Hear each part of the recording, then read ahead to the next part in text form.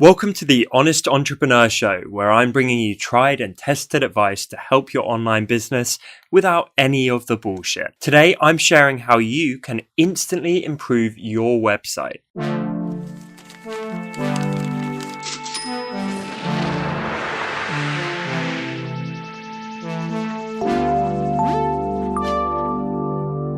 I'm talking better conversions, clarity, and performance. Before running my current company, I worked for over a decade as a website designer, and I worked with some awesome clients and perhaps some less awesome clients.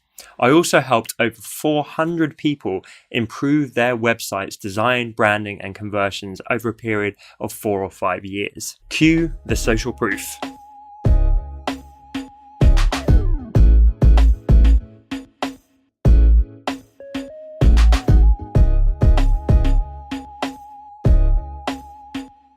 Okay, now that's out of the way, let's dive into how you can start to improve your website today. Now, obviously the tips in this video are not going to be the absolute comprehensive be-all and end-all. These are some huge topics. However, over years of doing this with hundreds of clients, I kept coming back to some of the same common themes over and over again. So I'm trying to distill down some of my most common advice and practical advice for these people into one short video for you guys. So step number 1 is actually take the time to properly define your audience. Now, this may seem like more of a business exercise than a design exercise, but trust me, it plays out very well in both arenas. Properly understanding your intended website visitor is the foundation of everything. First of all, think about demographics. Are they a 13-year-old girl or a 65-year-old man? Feels kind of weird putting them in a sentence together. What soft metrics are applicable to them? So what are their values? What are their hobbies? What do they actually care about? What do they find funny or cool or uncool? All of those things matter. And finally, what is their most likely intent when they land on your website? Are they looking to have fun? Are they looking to learn something? Are they looking to shop? That intent, again, is so crucial. Also think, how are they most likely going to be discovering you? Where are they going to be finding you? Where are they going to be coming from? Now, some of this stuff may seem arbitrary and it may seem impossible, right? How am I meant to know my visitors? How am I meant to predict who's coming to my website or where they're going to find me? But it's more possible than you might think. I'm probably going to do a longer video on audience definition and that kind of thing, but a good starting point is just to get to know your audience. Spend the time. You should be talking to your community, talking to your customers, to your ideal customers. Get inside their head, do surveys, have real conversations, like actually put in the work to really get to know them and what makes them tick. After all, this is one of our main jobs as entrepreneurs, is to actually understand our customers, their needs and their wants. Imagine, and I'm going to run with this example, your website sells skateboards and skateboard decks and wheels and bearings and all that kind of thing. One audience could be young kids who are looking to get into the sport for the first time. Another audience could be older people who are retired and are looking to get into it as a way to relax and enjoy their retirement. That's what we call a niche business, folks. And yet another audience could be seasoned professional skateboarders who do it for a living and they geek out about it every day and they live and breathe the sport. And their main purpose for landing on your website is they're looking to invest in new decks or bearings for their skateboards. You can tell I'm a really seasoned skateboarder, obviously. Now, hopefully you can see that the design and wording on your website would be completely different if you were targeting these various audiences. Even though you're selling the same thing more or less, you would speak completely differently to the 13-year-old boy looking to get into skateboarding compared to the industry veteran. Which leads me on to step number 2, and that is to brainstorm, to mood board the words, imagery, and themes which are actually going to resonate and connect with your intended customer. So through your audience research and through actually putting in the work, you should get to know them and what they're thinking about. So maybe the professional skateboarder, he just cares about like landing the gnarliest tricks or something like that.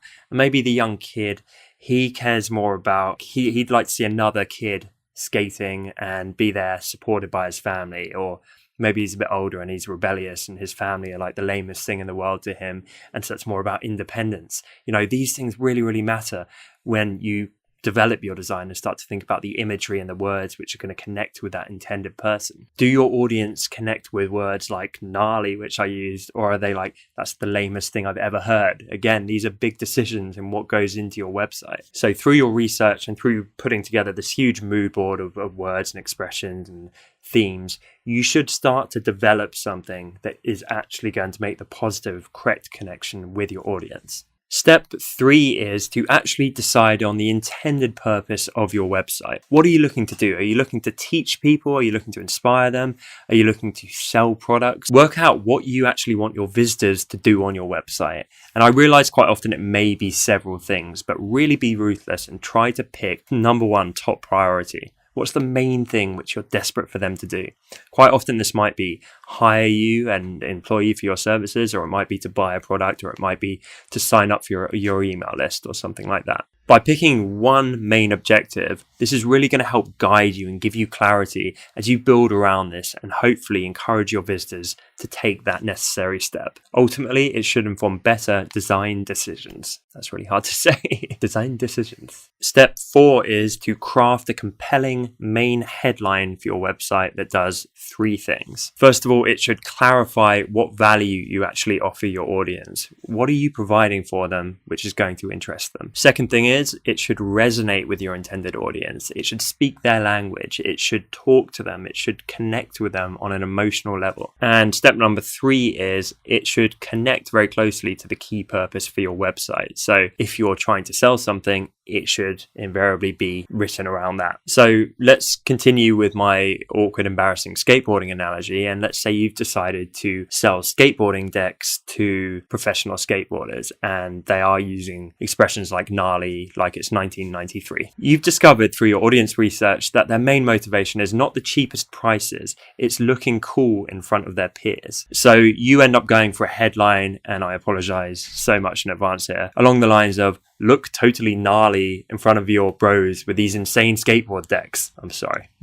Obviously, if this played out in real life, you would do it in a serious way, in a way that wasn't corny or cheesy and actually connected with your audience. Step number 5 is decide upon your primary call to action. This is key. So many website owners that I worked with, even if they got the clarity bit right, even if you landed on their website and it wasn't vague and ambiguous and it actually got to the heart of speaking to the intended audience and giving clarity, it's like, what next? They gave no next step. You need to realize that website visitors are generally pretty lazy and have the attention span of a fly. And that's not to insult them, it's just how people behave online.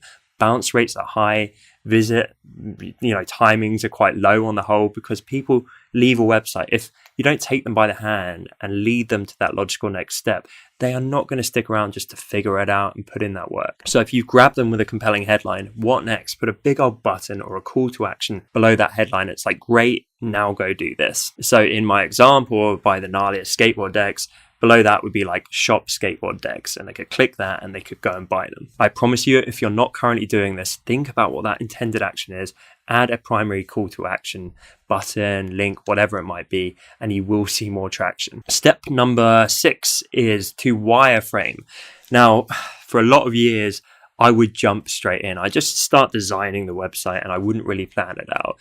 But it's actually my creative director at my main company, Matt, very talented designer. He's a huge proponent of using wireframes, and I now see the light. They are super useful. When you actually map things out, it ultimately helps you to make better design decisions and waste less time of just redoing things along the way. When it comes to laying out your website, my number one advice for wireframing and web design in general would be to drop everything that you don't need. So think back to the key purpose of what you want people to be doing with your website.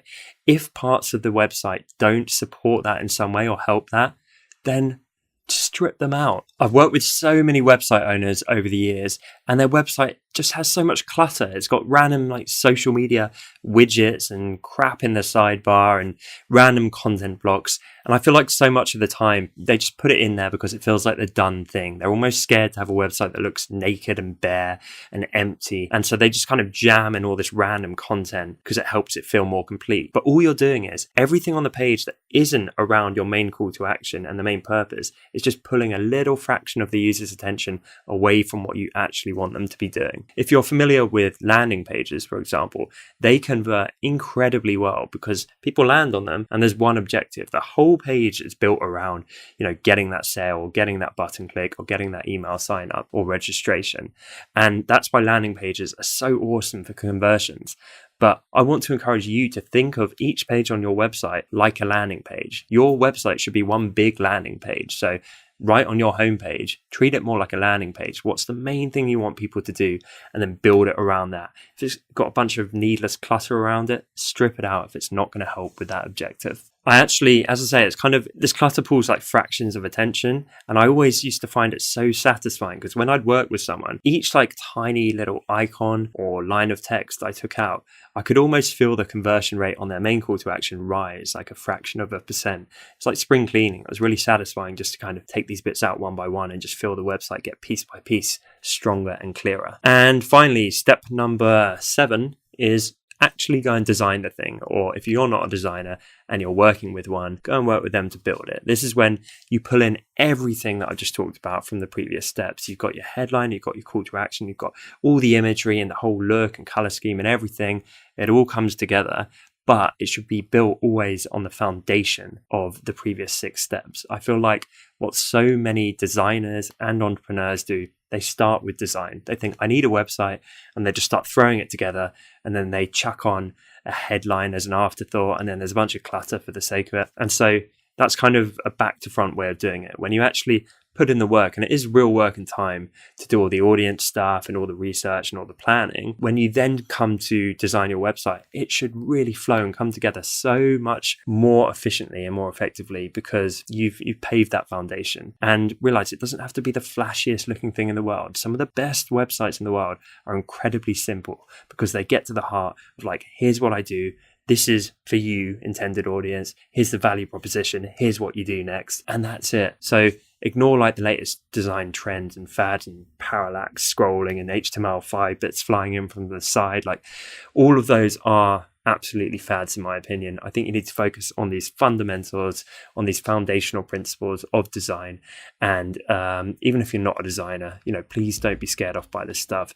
You should learn it. You should put in the work because I think every entrepreneur should be keeping this stuff front of mind. Anyway, I hope this kind of mini web design conversions course was helpful. Let me know in the comments if you'd like to see any more on this, like me to dig a little bit deeper. I could talk about this stuff for days, especially cheesy skateboarding examples. So I hope it was helpful. Let me know in the comments if you enjoyed it, and I will see you guys really soon. Hey, thanks so much for watching this episode. Really, really appreciate you being here with me. If you haven't yet, please do subscribe right here on YouTube. Remember, tick the little bell icon so that you get proper notifications. I really hope you're enjoying the show. I hope you'll stick around for the upcoming episodes. I really want to keep bringing you as much value as possible. So thank you so much for your time, and I'll see you guys soon.